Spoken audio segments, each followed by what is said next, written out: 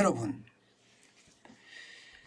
경제학자들의 긴급 설문 그랬더니요, 또 한 번 위기가 온다 이런 내용을 말하는 사람들이 진짜 많았습니다.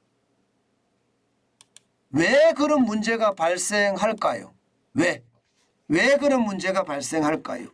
그만큼 여러분, 시장의 불안감, 불확실성이 굉장히 크다는 겁니다.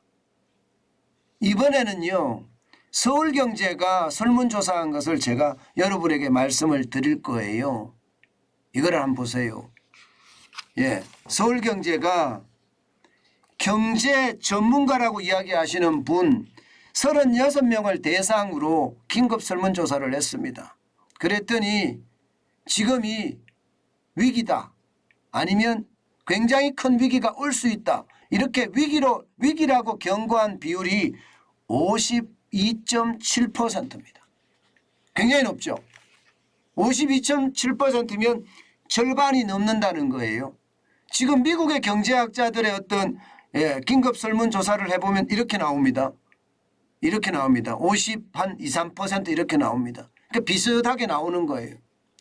이게 여러분, 우리가 여기서 볼 거는 굉장히 중요한 걸 하나 봐야 되는데, 일반적으로 위기가 올 거냐 안 올 거냐 물으면 답이라는 게 위기 온다 안 온다 이렇게 답하니까 50대 50이 될 가능성이 큽니다.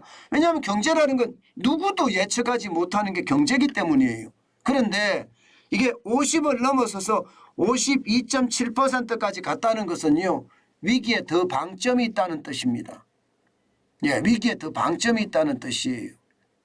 이게 전문가들의 설문이기 때문에 1%, 2% 차이가 굉장히 큰 차이라는 뜻입니다.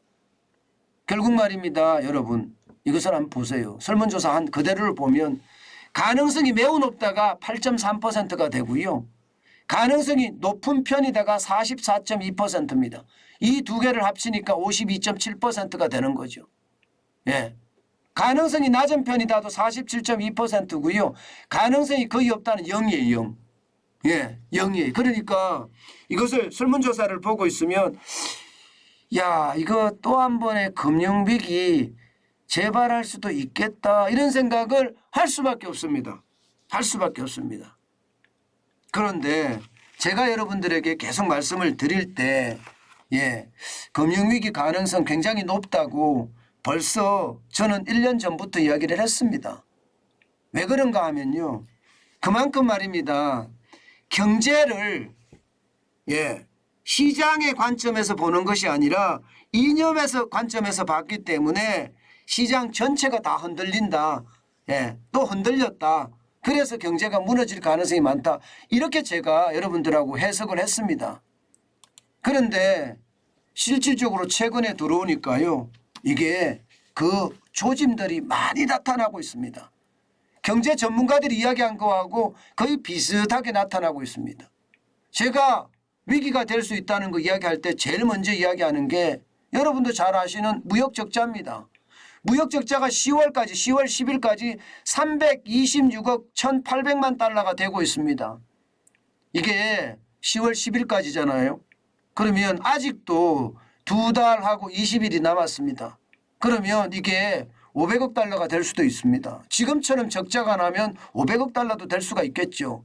만약에 500억 달러 된다 이러면 진짜 충격적이겠죠.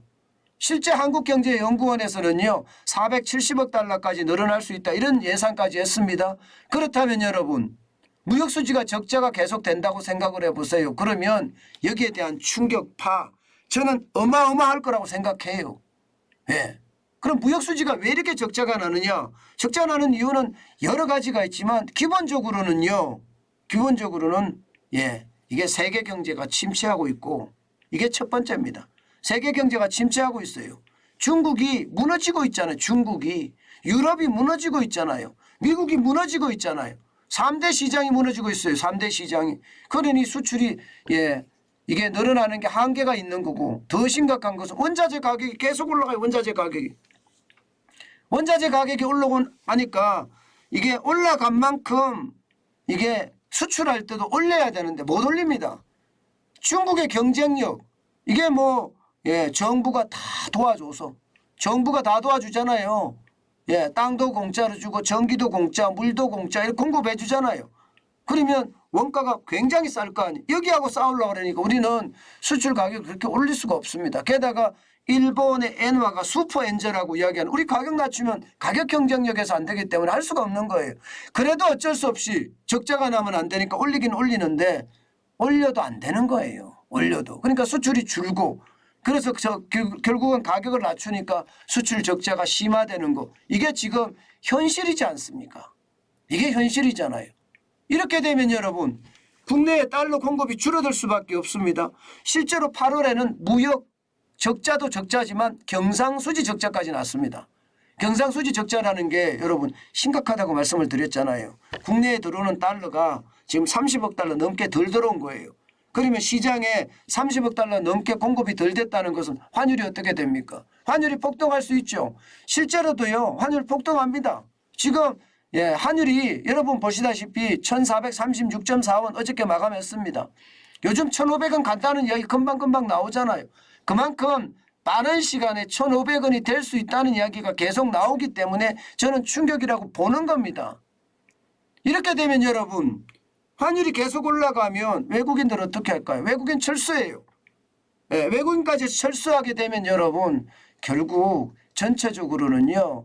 최악의 상황 닥칠 수밖에 없어요. 게다가 한미 금리 역전은요. 위기를 또 한 번 지금 조장하고 있습니다. 외국인들 보러 나가라 나가라. 야 미국으로 빨리 와 이렇게 이야기하는 듯합니다. 그만큼 한미 금리 역전은 심각하잖아요. 오죽했으면 한국은행 이창용 총재는요. 미국이 금리를 올리면 우리는 따라갈 수밖에 없다. 이런 이야기를 했을까요? 결국 말입니다. 한미 금리 역전 자체가 심각하다. 그러면 11월에도 우리도 금리를 올릴 거다. 이렇게 되면 외국인들은 더 많이 빠져나갈 수밖에 없다는 게 현실이 되는 겁니다. 그러면 여러분 보세요. 지금 국내로 들어오는 달러는 줄어들죠. 외국인들은 더 많이 갖고 나가죠. 순식간에 저는 이게 위기가 올 수도 있다고 생각을 합니다. 지금 보세요. 실제로 한국은행에서 조사한 한국 경제성장률 전망률 주의도 올해는 낮췄습니다. 2.6%. 내년엔 더 심각하게 2.1%까지 낮췄어요. 이것은 여러분 어떻게 생각하면 더 심각한 충격도 올 수 있다는 겁니다. 저는 위기라는 게 멀리가 있지 않다고 생각을 해요. 그렇기 때문에 여러분 지독하게 봐야 됩니다. 지독하게. 제가 여러분들에게 늘 설명을 드리는 게 점점 현실화돼 가고 있죠.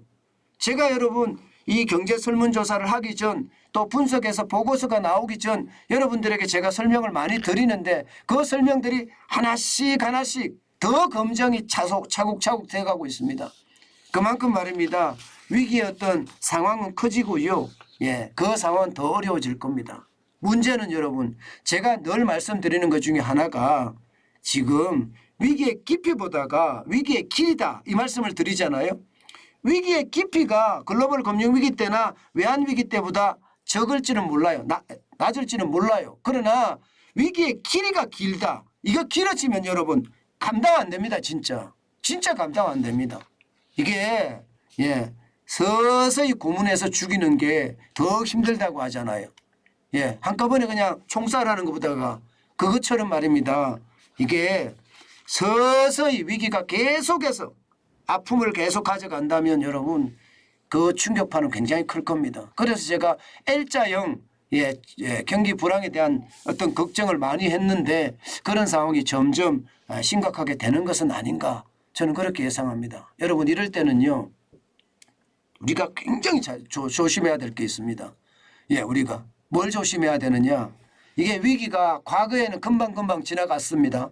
그런데 과거처럼 금방금방 지나갈 거라고 예상하지 말자고요. 길게 갈 거다. 길게. 언제까지? 내년, 후년까지도 갈 거다. 이렇게 길게 갈 거다고 생각을 하고 호흡을 길게 잡고 우리는 준비해 가야 됩니다. 그러면 일자리를 가지는 게 굉장히 중요합니다. 일자리를 가지면서 현금을 계속 쌓아가는 거예요. 언젠가는 뭐 위기가 왔을 때 우리는 투자해서 부자가 될 수 있는 그 기회를 잡기 위해서 말입니다. 게다가 정부는요. 이럴 때일수록 무역 적자 해소에 크게 노력을 해야 됩니다. 제가 여러분 절전 10% 국민운동 해야 된다는 이야기 제가 여러 번 말씀을 드렸잖아요. 아마 정부도 저는 할 거라고 봐요. 근데 너무 속도감이 늘어진다는 게 안타깝기는 한데요. 분명히 할 거라고 봅니다. 지금도 기사가 조금씩 나오죠. 나오는 게 아마 그런 내용이 아닐까 싶어요. 어쨌든 절전을 하면 무역 적자를 좀 줄일 수 있으니까 무역 적자를 줄이고 이 경상수지 흑자를 계속해서 가져간다면 좋아질 수밖에 없는 거. 그게 현실입니다. 그래서 정부는 무역 적자를 줄이는데 최선을 다해야 된다.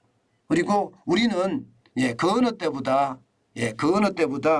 이게 길게 간다고 생각을 하고 호흡을 길게 잡고 우리는 준비해 가야 된다는 것 다시 한번 말씀드립니다.